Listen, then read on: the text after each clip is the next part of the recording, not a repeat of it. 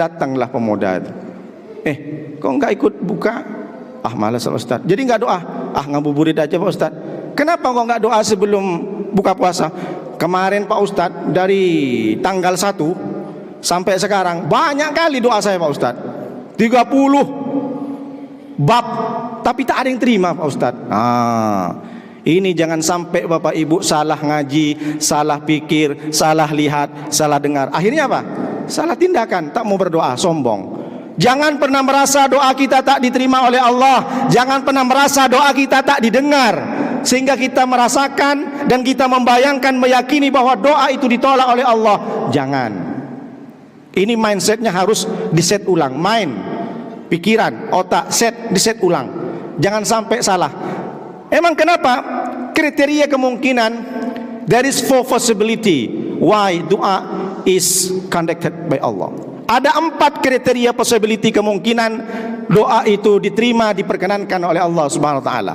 Yang pertama, ada doa cash and carry, langsung diijabah, diperkenankan. Ya Allah, besok anak saya mau akikah, besok anak saya mau sunatan, saya tak punya duit untuk beli kambing, ya Allah, kasihlah kambing ya Allah 2. Akhirnya besok Allah ijabah, Allah perkenankan doa itu.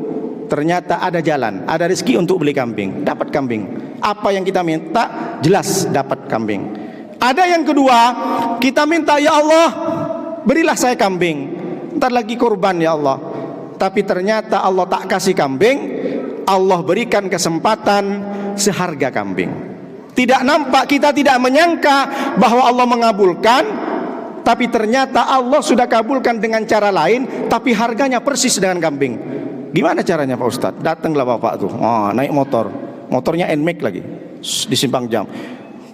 Tinggal sikit lagi, ada kambing lewat, nggak ditabrak dia, sikit lagi, ekornya aja kena, dia yang jatuh sikit. La ilaha illallah. Bayangkan coba, kalau kambing tertabrak, apa nggak datang yang punya kambing bawa parang? Kambingku tuh mati. Iya Pak Haji, tahu Pak Haji, berapa harganya Pak Haji? 2 juta. 2 juta juga enak kali kau bicara. Dia punya bini sama anak sama cucu, kau ganti sama bini sama cucu. Mau makan apa bini sama anak cucunya, katanya. La ilaha illallah. Kambing pun harus menafkahi anak bininya. Bayangkan, tentulah kalau kita nabrak kambing, kita harus ganti semuanya. Apalagi yang Pak Haji yang bawa parang nih, dia harus ganti semua sama anak bininya, nafkahin sampai dia bisa hamil lagi, katanya, sampai dia dapat jantan lagi. La ilaha illallah. Akhirnya karena kita tidak menabrak, seandainya menabrak melayanglah 3 juta, tapi karena kita dinabrak, diselamatkan oleh Allah. Begitulah agaknya ketika kita berdoa. Berapa banyak orang, mohon maaf, tidak bisa kentut, harus ke Singapura, harus mengeluarkan duit 300 juta, tak bisa kentut aja, sebulan tak bisa kentut, kembung perut. Ngeri kan? Lebih parah daripada orang hamil 9 bulan. Kita yang masih hidup, yang masih sehat ini, berapa banyak kesehatan setiap hari kita rasakan, tapi kita juga lupa dengan hal itu. Kita minta, mungkin hari ini minta rumah, minta kapling, minta sawit, minta macam-macam, tapi Allah tak pernah kasih ke kita, tapi Allah ganti dengan kesehatan kita. Berapa banyak orang dia operasi lututnya, dia ganti plasma tulang sumsumnya, dia habiskan 5 miliar. Berapa banyak orang yang sudah cangkok ginjal, dia harus beli ginjal. Naudzubillah min dzalik. Di sini pun ada orang yang nawarin ginjal seharga 70. Ketika sudah dijual, ada rumah sakit, tak mungkin saya sebutkan, ini bahaya, ditangkap pula saya, viral nanti.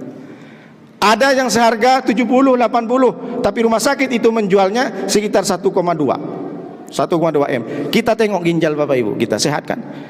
Berarti setiap hari kita dikasih rezeki oleh Allah 1 M Bapak Ibu. Jadi jangan merasa doa itu tidak dikabulkan oleh Allah. Lalu yang ketiga, doa itu tidak diberikan, tidak diperkenankan, tidak ditampakkan oleh Allah karena tidak layak menurut Allah. Kenapa tak layak? Sama dengan anak kecil minta pisau sama mamanya, mak, minta pisau mak. Jangan, kau jangan main pisau. Kau kalau kau main pisau, patah tangannya, terluka. Jadi kalau kita mungkin minta mobil, kenapa tak dikasih mobil? Mungkin menurut Allah, kalau engkau punya mobil, dulu kau sering kepalanya nunduk, karena sudah punya mobil Fortuner, begini kau sekarang nengok tetangga. Kenapa dia bro? Biasa bro, mobilnya Alphard, kemarin masih Avanza masih begini, karena sekarang mobilnya Fortuner Alphard begini. Kenapa tak dikasih mobil sama Allah? Boleh jadi kalau engkau dapat mobil, nanti kau tak berjemaah ke Masjid Al-Ikhlas. Sibuk ngemlap, sibuk dicet terus, sibuk dikasih kanebo terus dilap setiap hari. Jadi bukan karena kita itu tak dikabulkan oleh Allah, karena tak layak. Wa asa an takrahu syai'an wa huwa khairul lakum, wa asa an tuhibbu syai'an wa huwa syarrul lakum. Wallahu ya'lamu wa antum la ta'lamun. Boleh jadi hari ini apa yang kita lihat itu tidak baik, tapi menurut Allah baik.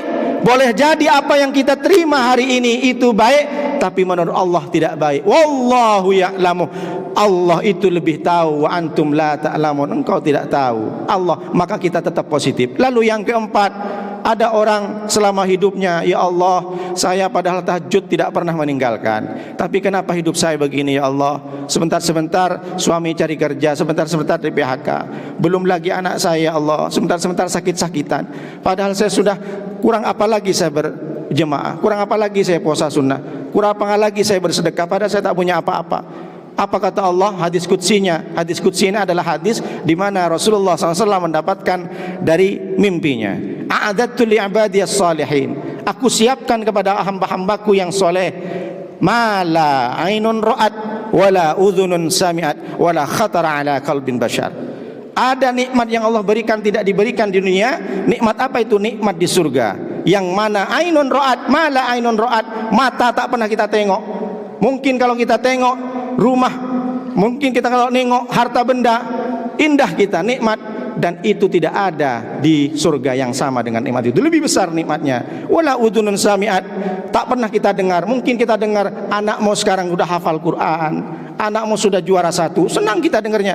Ada nikmat di surga yang kita dengar beda, lebih besar nikmatnya di surga. Wala khatara ala qalbin basar, dan bahkan hati pun tak bisa kita mendeteksi seperti apa nikmatnya di surga. Makanya Bapak Ibu, Allah itu memang sengaja memotivasi kita. Allah tidak jelaskan dalam Al-Quran sebanyak itu. Allah tidak detail menjelaskan tentang nikmat surga seperti apa. Allah cuma mengatakan jazaohum inda rabbihim jannatu adnin tajri min tahtihal anhar khalidina fiha abada radhiyallahu anhum wa radu'an dzalika liman khasyiya rabbah. Allah hanya menjelaskan bahwa surga itu ada sungai yang mengalir di sekelilingnya. Allah tidak pernah memberikan penjelasan, oh surga di situ ada apartemennya, tidak. Surga itu ada mallnya lebih hebat daripada Qatar, tidak. Samalah ketika Bapak Ibu datang ke toko buku, nengok ada buku, dia 400 halaman, ditengok di sampulnya ilustrasi gambarnya luar biasa indah, dan dilihat di the back cover ada preface, ada summary, ada rangkuman di belakang itu bahwa dijelaskan buku ini menceritakan tentang bagaimana keharmonisan rumah tangga. Apakah di sampul buku yang di belakang itu dijelaskan 400 halaman ada di situ? Tidak. Kalau engkau pengen tahu bagaimana indahnya, bagaimana tips-tipsnya caranya, ingin mengetahui rumah tangga yang harmonis, maka baca semua. Jangan hanya baca di back cover. Samalah dengan agaknya dengan surga, Allah sampaikan, Allah tidak jelaskan. Kalau engkau pengen jelaskan, kau masuk. Kalau engkau tahu ceritanya bagaimana keharmonisan rumah tangga, baca buku 400 halaman itu. Begitulah makanya